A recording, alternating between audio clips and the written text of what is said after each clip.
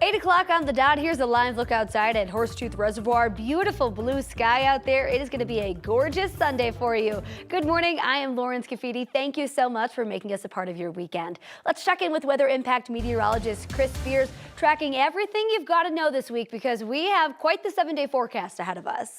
Up and down as the March weather roller coaster comes to town. This is typical for this time of the year. We see weather systems traverse the country, and as they go by, ahead of it, we get windy and warm with fire danger, and behind it we usually get cold with some kind of rain or snow, and that's exactly what is in store for the week ahead. 32, the latest observation at the airport.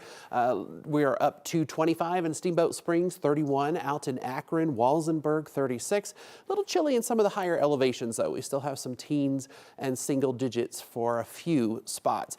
I want to mention the flow here on the radar. If you look up there by Salt Lake City and Pocatello, there is some moisture in what we call northwest flow, and this is kind of skirting through the north central mountains of Colorado. So although radar looks relatively quiet, we do know we have a handful of very light snow showers hugging some of those highest peaks and passes like Vail Pass. So if you're going into the mountains, know it's isolated, but you may have one or two tricky spots because of a few snow showers. 60s today, east and west. We'll see mostly 30s and 40s in the high country.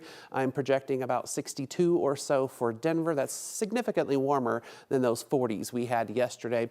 Fire danger is on the rise today and especially tomorrow. Tomorrow we may be near a record high here in Denver. And then the Tuesday storm is coming our way. I'll tell you how low the temperatures go and what to expect, Lauren, in the full forecast in just a little bit. Chris, thank you so much.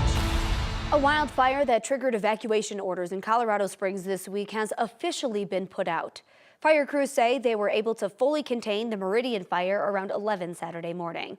It started Thursday, burning more than 2,500 acres, or nearly 4 square miles, near the Schriever Space Force Base. This morning, there's still no word on what caused that fire, but the Ellicott Fire Department believes it was an accident. We're learning new information on the 2 first responders who are recovering after they were seriously hurt in a crash in northwest Colorado. The sheriff's office says the EMT broke their leg, ankle, pelvis, and arm and was transferred to another hospital. The paramedic was released from the hospital last night with minor injuries. The Jackson County Sheriff's Office says the crash happened on Friday on Highway 125 north of Walden. A car crashed into an ambulance carrying a paramedic and an EMT. Both first responders were hospitalized. No one in the other car was hurt, but that driver was ticketed. This week, more than 80 seniors were displaced after an explosion at the Eastern Star Masonic Retirement Campus in Denver. Now, another local retirement home is stepping up to help them out. As 9 News reporter Ria Jha reports, they're now offering them a place to stay about 2 miles down the road. Hi, everybody. Happy Saturday. It's dinner time at the Harvard Square by Cogier's Senior Living Facility. I'll talk to you guys later. Behave yourself. As executive director, Phyllis De La Richelieu does her rounds, making sure everyone feels at home. Want to sit with a couple of ladies and visit? I don't want to move. Oh, for the love of Pete. Especially because many people sitting here weren't here last week. I'll make sure your TV works and everything for you, okay? Okay, thanks. All right, you're welcome. One of our activities personnel came in and told our sales director there's been a massive explosion at Eastern Star, and we all just jumped into action. The explosion at the Eastern Star Masonic Retirement Campus happened on Wednesday, forcing more than 80 of their residents to evacuate their homes. But whatever they had on their backs, literally, that's it. Phyllis knew they had to help out. We'll be a total of 16 by Wednesday. We'll take as many, it doesn't matter.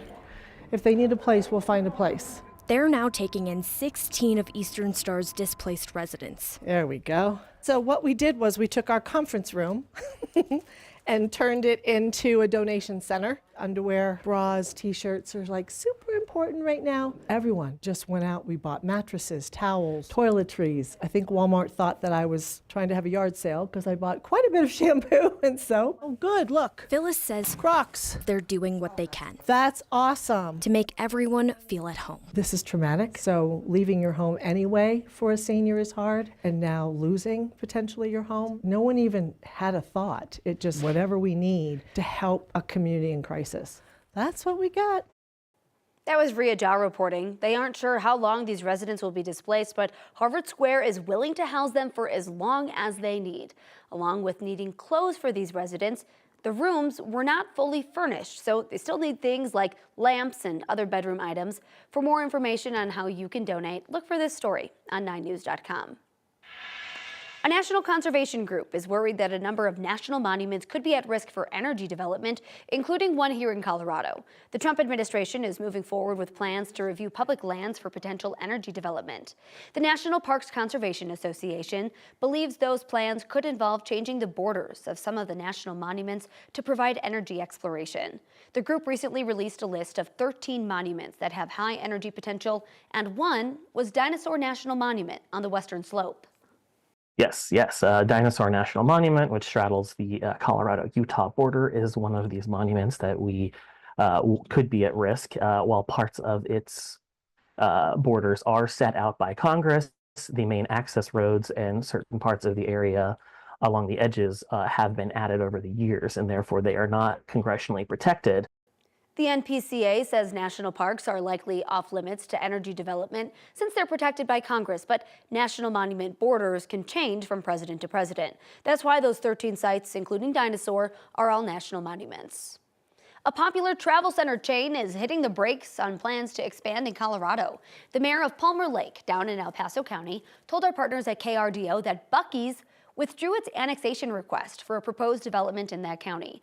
Buc-ee's officials cited a technical issue, and they said they're still interested in exploring options for that location. Since December, locals have voiced their objection to the location over concerns of traffic. Buc-ee's opened its first Colorado location along I-25 in Johnstown last year.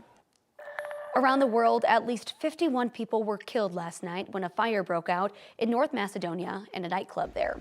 According to reports, the fire spread quickly inside the building as a local pop group was performing. The country's interior minister said at a press conference that 51 people were killed and about 100 others were injured. He also said that it appears the fire was sparked by fireworks during the performance.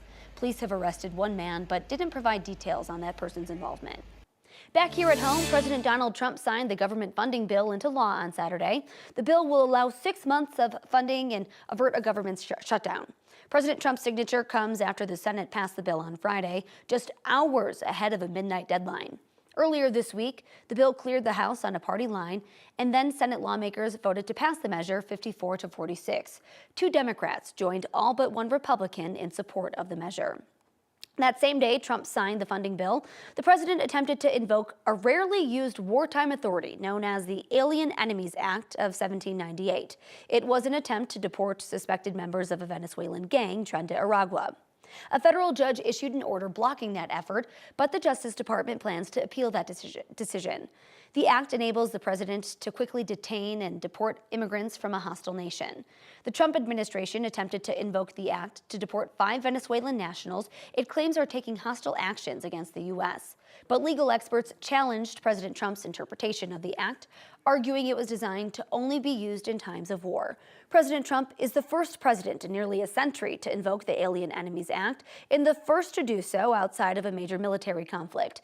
The Alien Enemies Act of 1798 has only been used 3 other times. That was in the War of 1812, World War I, and World War II.